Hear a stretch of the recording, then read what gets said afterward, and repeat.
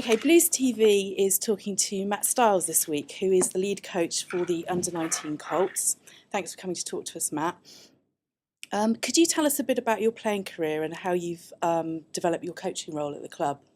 Okay, so I started off watching my dad play, really, before I can even remember.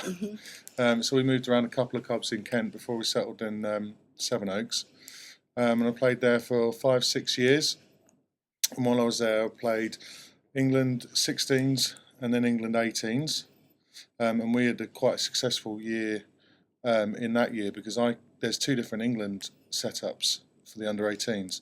So I captained the under-18s clubs, and a friend of mine I played with at Sevenoaks captained the England schools.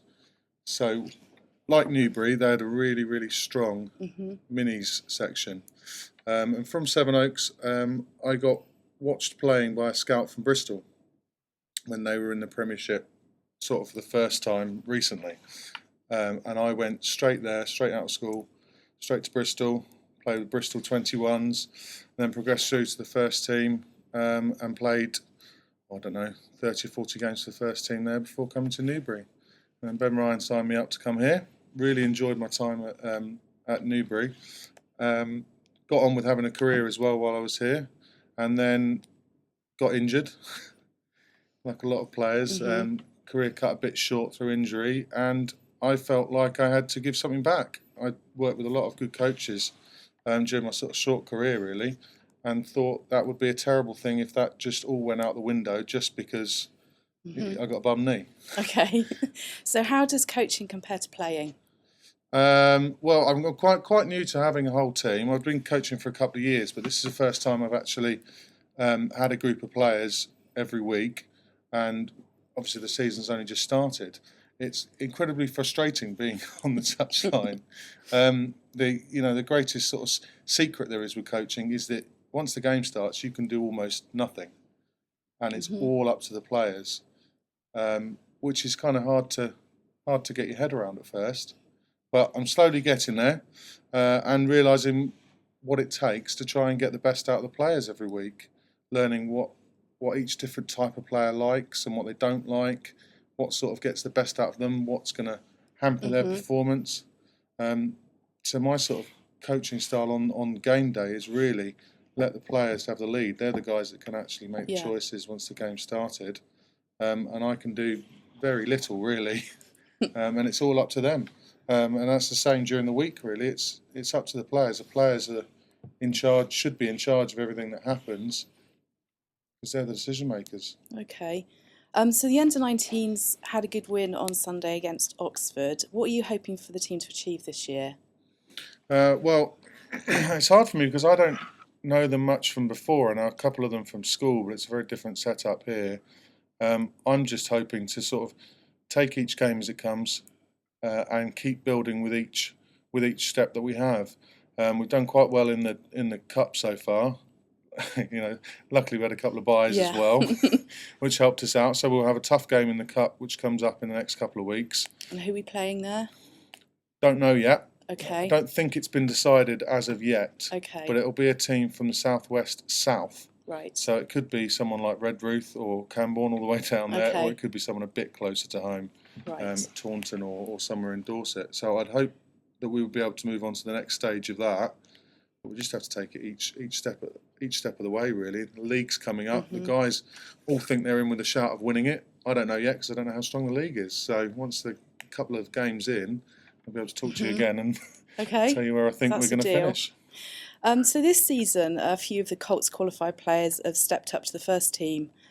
So is facilitating the progress between the Colts and the development or the first team squad something you're having to think about more this year? Yeah, absolutely. It's a really exciting time for the younger players at the club. Although the first team, have their own difficulties, this should be seen as a good opportunity for those guys to progress straight into the first team. By the time they've come out of Colts, they don't want to at this level. They don't want to hang around for a couple of years before they get a chance. And the way things are going at the moment with the club, they will get a shot. They will get a chance to get straight in there and be playing adult rugby and learning what it is to make that sort of step up.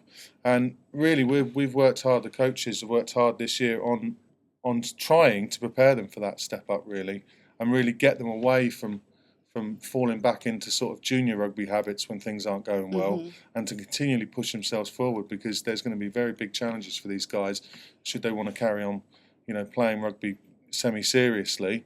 And there'll be big opportunities at the club for them, and they should be really excited about it. I went through a similar time with Bristol, just as I was coming up to be about 20, 21. Bristol got relegated to the first division, which was very bad for the club, but for a lot of us youngsters, it meant that we were playing senior rugby at a high level every week, and these guys can look forward to the same thing. Is there anyone you want to pick out as a potential future star, or do you not want to do that? No, can't really name any names, because you never know how serious guys want to be. Really, it's up to. We've got a lot of talent in the squad, but really it's up to the guys who want to push on and push themselves further. There's talent sort of all over the squad, really. And it's going to be up to them how hard they want to work, and it's up to us as coaches to give them an opportunity, if they want to work hard, that they can, and they can see some rewards from it. And there's already a few guys who are only 18, 19 in the first team, and they're doing really well. And we're working really hard with Andy Widdop and with the other senior coaches to make sure that if those guys start to struggle at first team level, they can slot back into the 19s, get their confidence back, improve what they need to improve, and then step back up this season if necessary. Okay. A final question. What do you think it is about rugby that makes it such a great sport, particularly for young people? Teamwork. Rugby is all about teamwork. It's very hard for an individual to greatly influence the outcome of the game. You have to work hard as a team. And there's such a strong rugby ethic that makes it a really good sport to get your kids into from an early age, because the team pull together, and there's always a lot of banter. And some rugby players get accused of being bully boys, but that's their way of getting new players into the squad. If you're tough enough to take our initiation, then you're tough enough to play with us. And once you've passed that initiation, you're best mates on the pitch all the time. And for a lot of kids now, there's a lot of things out there that kids can do. And lots of different sports they can get involved if they want to.